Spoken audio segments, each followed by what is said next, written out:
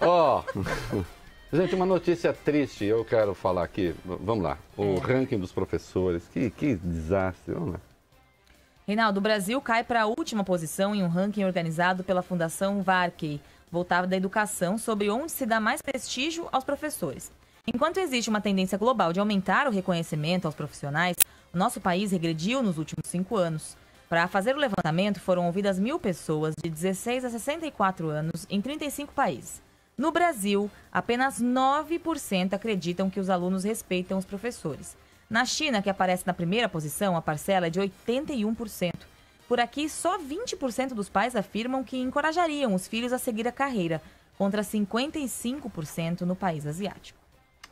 Olha aqui, eu não estou querendo fazer uma discussão oportunista, porque as pessoas que me conhecem sabem, eu vou falar da Escola Sem Partido, sabem como eu tratei esse movimento, o que eu penso dele e como foi que ele foi evoluindo dentro da sua lógica e como foi que nós fomos nos distanciando. Né?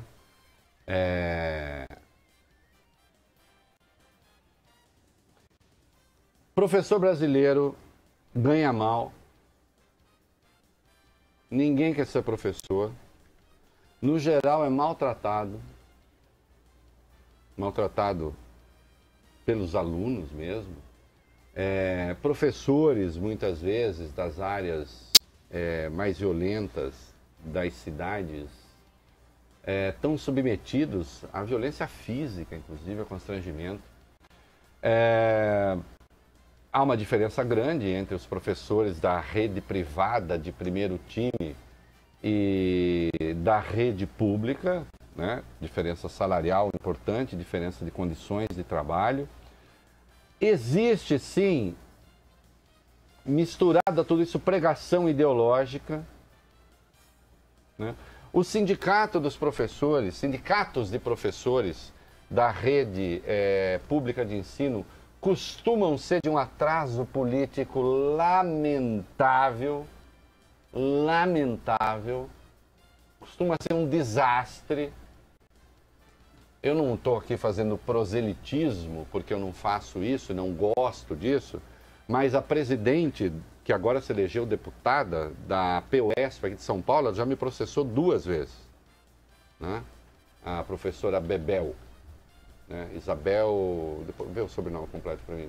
Maria Isabel Noronha. Maria Isabel Noronha, eleita deputada. Foi presidente da PUESP. Já me processou 2 vezes, né?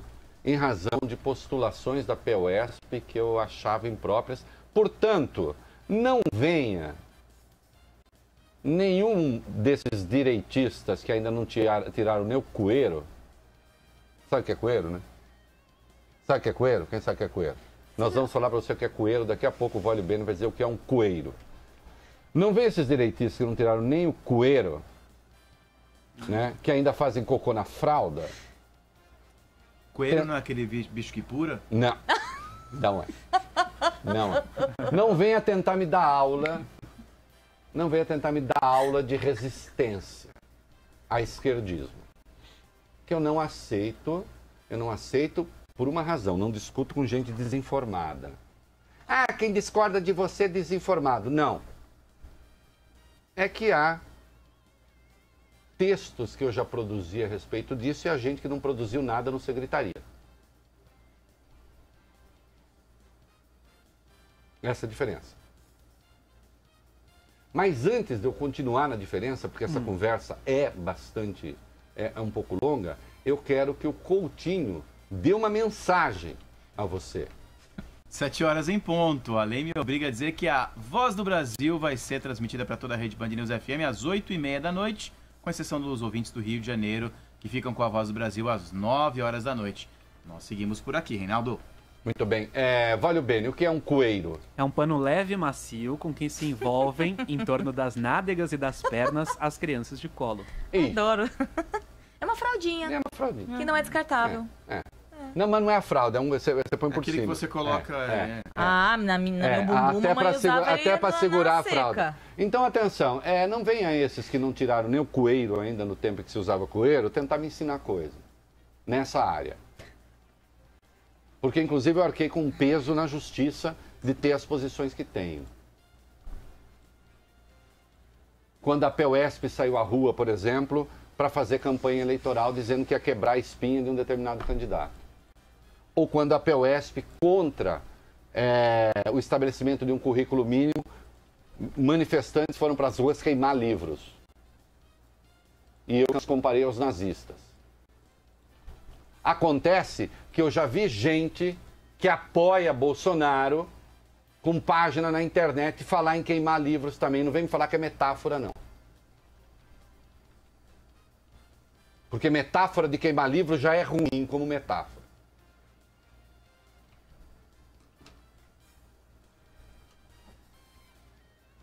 O problema da escola sem partido é tentar transformar o que é um debate legítimo numa persecução de caráter até policial.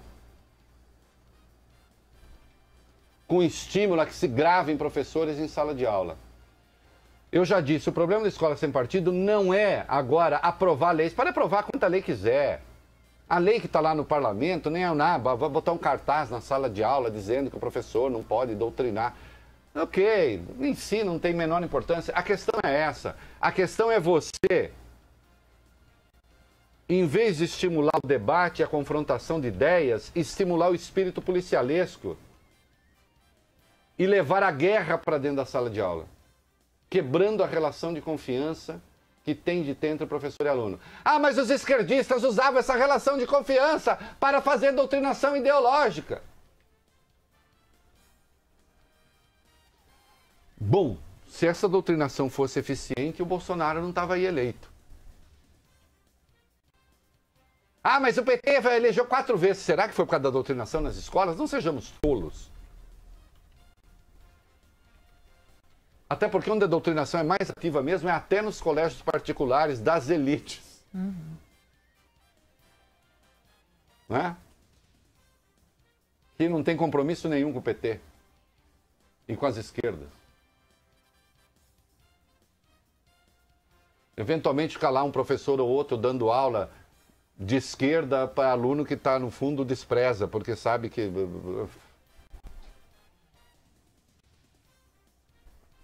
Entendam, há uma diferença entre combater a doutrinação e criar uma escola do medo. Tem de ter uma escola sem partido, idealmente, mas tem que ter uma escola sem medo.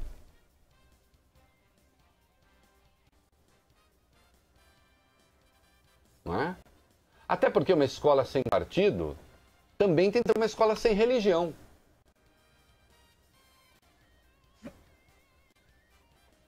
A religião doutrinária é diferente da aula de religião. O Supremo, aliás, autorizou, e com meu apoio, a que escolas financiadas por igrejas deem aula de religião para quem quiser ter aula de religião.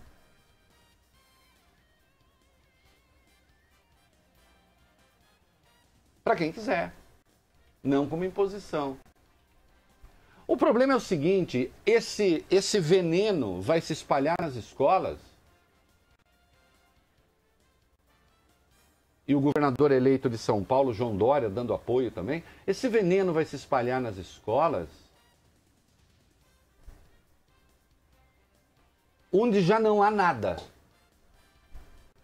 Onde os professores já vivem uma situação de permanente humilhação. No mais das vezes. Pior, está se dando de uma maneira agressiva, desqualificadora.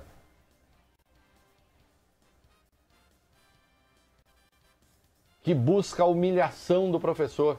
Quando você estimula alguém a filmar um professor para depois botar nas redes sociais, você não está querendo debater, você está querendo transformar o outro em alvo.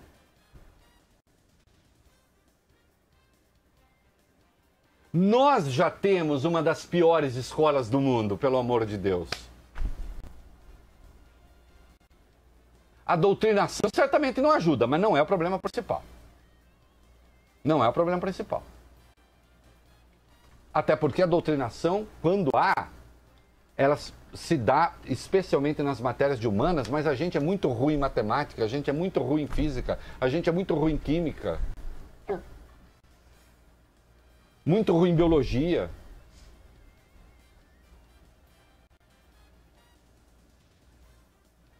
Se a gente fosse só ruim em história, geografia e língua portuguesa, seria menos mal. Mas nós somos muito ruins em tudo. Nós temos uma das piores escolas do mundo.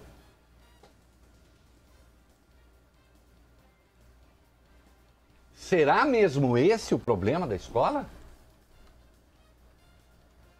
Ah, tá apoiando a doutrinação? Não. Vai ver quantos textos eu escrevi contra isso. Mas quando isso virou um troço com um pé na polícia, aí eu disse, aí não. Porque é a diferença de um liberal e de um reacionário. Há uma diferença. Aliás, brutal. Um propugna pela liberdade. E o outro quer combater a doutrinação de esquerda com doutrinação de direita.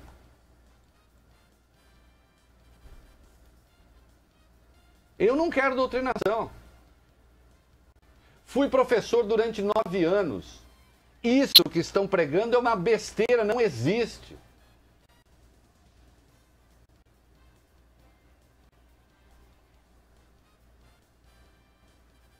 Até porque ao dar aula, insisto, o tema de que eu gosto muito, ao dar aula de Revolução Francesa, algum acento o professor terá. Alguma tendência o professor terá, algum viés o professor terá. Isso não se confunde com ficar defendendo o Lula ou atacando o Bolsonaro em sala de aula. Embora um professor de história tenha o direito, a obrigação e o dever de pensar o que Lula significa para o Brasil, o que Bolsonaro significa para o Brasil. E ele há de ter uma leitura disso. Então ele vai ser proibido de falar de história contemporânea na escola?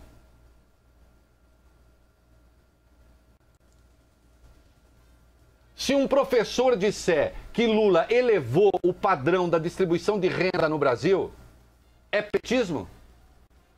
Ou é realidade?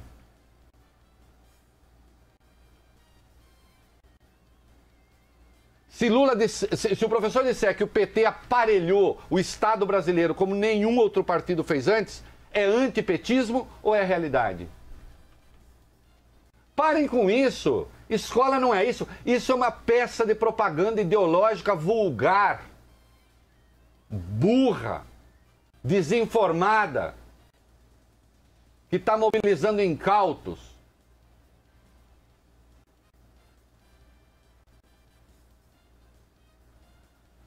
Não pode falar a palavra gênero em sala de aula? Por que um professor não pode fazer uma discussão, desde que adequada à idade, sobre a questão de gênero? Elas estão postas aí ou não estão postas aí? Inclusive para discordar da metafísica influente, ora, dos grupos militantes. Aquele troço de botar X em vez do gênero. Ah, não, agora não tem mais feminino e masculino. Botar X. Uma estupidez alvar da militância. Eu não posso ter esse debate sobre linguagem na escola? Ah, você pode, né? Que você nem ia fazer, mas fulano de tal. Não existe aprendizado. Não existe aprendizado nesse ambiente.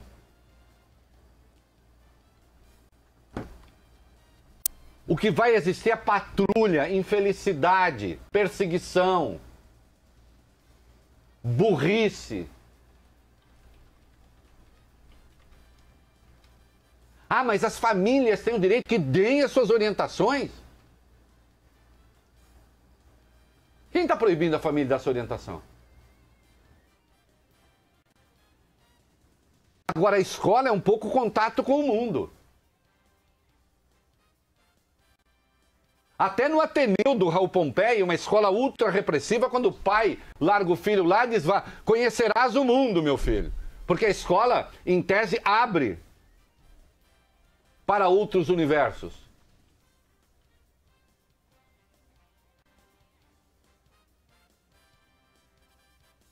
Esse troço não vai passar no Supremo. Não vai passar. Porque viola escancaradamente os artigos 5º, 220 da Constituição. Mas esse não é o ponto. O veneno já está lá e vai demorar para sair de lá. E eu vou dizer uma coisa, isso vai piorar a escola brasileira. Que já é uma merda. Já é uma merda. Vamos comercial.